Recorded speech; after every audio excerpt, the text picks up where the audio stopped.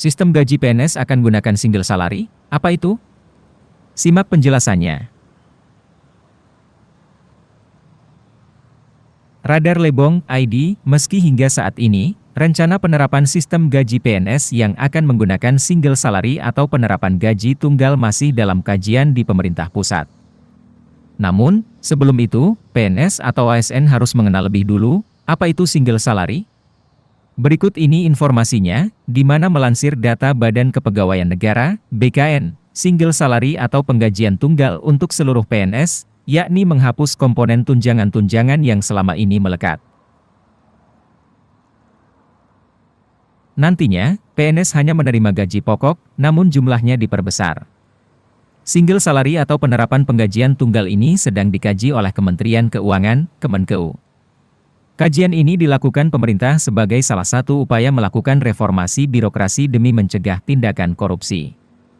Menteri Keuangan Sri Mulyani mengungkapkan sistem itu perlu benar-benar dikaji agar tak merugikan anggaran pendapatan dan belanja negara, APBN. Pasalnya, sistem penggajian harus disesuaikan dengan kemampuan keuangan negara itu sendiri. Kemampuan keuangan negara tergantung dengan kemampuan dalam mengumpulkan penerimaan negara. Makanya harus dilakukan secara bertahap, ungkap Sri Mulyani. Di lain sisi, mengutip dari dokumen Badan Kepegawaian Negara, BKN, sistem penggajian tunggal ini bisa diartikan ketika ASN hanya akan menerima satu jenis penghasilan yang digabung dari berbagai komponen penghasilan. Sistem penggajian tunggal ini nantinya terdiri dari unsur gaji, tunjangan kerja, tukin, dan tunjangan kemahalan. Lebih rinci, gaji diberikan sesuai dengan beban kerja, tanggung jawab, dan risiko pekerjaan. Menurut Sri Mulyani, perbaikan sistem penggajian tak serta-merta langsung membuat godaan korupsi akan luntur. Masalahnya, nilai suap di lingkungan pemerintahan terbilang besar, sedangkan anggaran belanja pegawai terbatas. Jadi tetap saja sistem penggajian atau gaji harus disertai dengan tolak ukur kinerja, fungsi akuntabilitas, dan dari sisi integritas. Itu harus satu paket, jelas Sri Mulyani.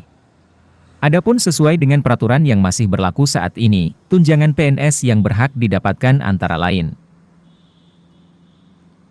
1. Tunjangan istri atau suami bisa disebut juga tunjangan keluarga. 2. Tunjangan anak bisa disebut juga tunjangan keluarga. 3. Tunjangan pangan atau beras. 4. Tunjangan kinerja, tukin. 5. Tunjangan-tunjangan lain. Tentunya dengan skema single salary maka seluruh tunjangan di atas akan dihapuskan dan hanya menjadi satu tunjangan PNS saja. Selanjutnya untuk tunjangan PNS yang baru adalah tunjangan kemahalan, yang mana rinciannya bisa dibaca pada tautan artikel di bawah ini.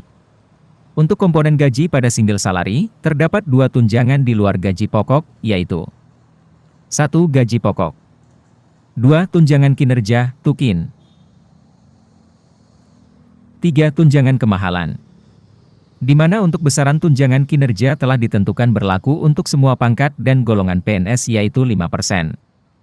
Sehingga tunjangan-tunjangan PNS yang telah disebutkan di atas, hanya akan disisakan tunjangan kinerja saja. Dan ditambah dengan tunjangan PNS baru yaitu tunjangan kemahalan, pada sistem single salary ini.